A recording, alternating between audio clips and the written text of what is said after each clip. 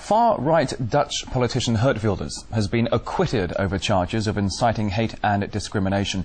He faced 5 separate counts following a controversial speech that he gave attacking Islam and comparing it to Nazism.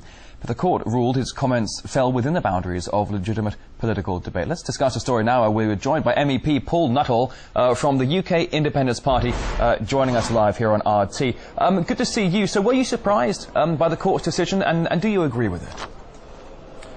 Well, firstly, let me just say I think it was a disgrace that he was put on trial to begin with. I think it's a victory for free speech. I think it's a victory for common sense. All right, so it's a victory for free speech and common sense. But where do we stand at the moment with the current attitudes towards Muslims in Europe?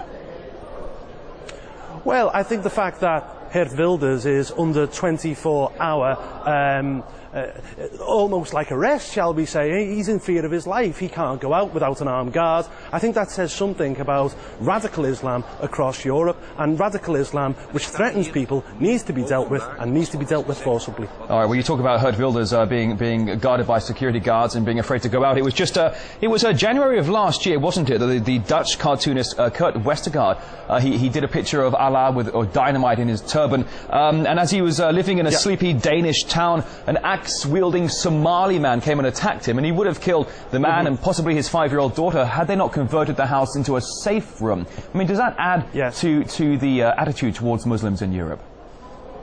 Well, I think it does, but this is something that the Muslim communities themselves need to get hold of. Radical Islam is a very, very dangerous problem across Europe at the moment, and it needs to be dealt with. And let's be clear about Geert Wilders here.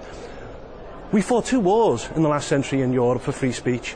Free speech is something that we should be happy about. It's something which we should protect. And the acquittal of Geert Wilders is a victory for free speech, and it's a victory for common sense. All right, in the meantime, the British Prime Minister has criticised state multiculturalism for radicalising Muslims and provoking terrorism. This while the German Chancellor said it had simply failed in her country. What do you make of that? Has multiculturalism failed, and is it a matter of integration? Yes, multiculturalism has failed for many years now. It was something which was born out of the 1970s, and the idea that you can have different communities living side by side who never integrate, who don't share the same culture, don't share the same language, is never going to work. What it will do is it will increase the power base of the far right across Europe. What we need is integration, yes, multiracialism, but let's say no to multiculturalism. All right, so we need integration, but so are you saying that multiculturalism, the model of it doesn't have a future? I don't think it has a future at all. As I say, what it does is it divides people.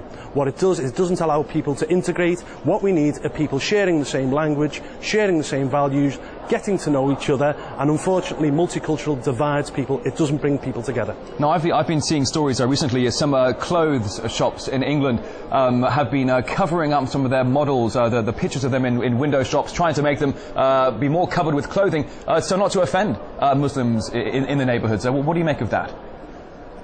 Well, I'm opposed to it. I mean, look, when in Rome, you play by Rome's rules. This is the way we, in Britain, this is the situation that we have, and this is British culture, and this is British way of life. We shouldn't be changing ourselves for the people who come to Britain to fit in with us. It should, in effect, be the other way around. What we need is integration. What we need is a shared culture, a shared value, and what we need to get rid of is multiculturalism, which divides people and doesn't bring people together. Do you think there's an issue of political correctness here that could be to blame for true Britons remaining mum on the subject, not wanting to offend Muslims because they're afraid that they'll be deemed politically incorrect and possibly face ramifications in their social area or even in their jobs? Well, of course, political correctness is a massive problem in Britain, but it's also a problem across Europe as well. I mean, think about it. Where is the liberal outrage with respect to the Geert Wilders trial? If you turn this on its head and it was a Muslim politician criticising Christianity and was then put on trial, there would be liberal outrage from the establishment right across Europe. This is about political correctness. We're afraid to speak up. Now is the time we must speak up because, quite frankly, things are going in the wrong direction, and to blame for this is multiculturalism. All right, now with the acquittal of Geert Wilders here, what does it mean for the freedom of speech in terms of religion that often becomes so combative and potentially violent?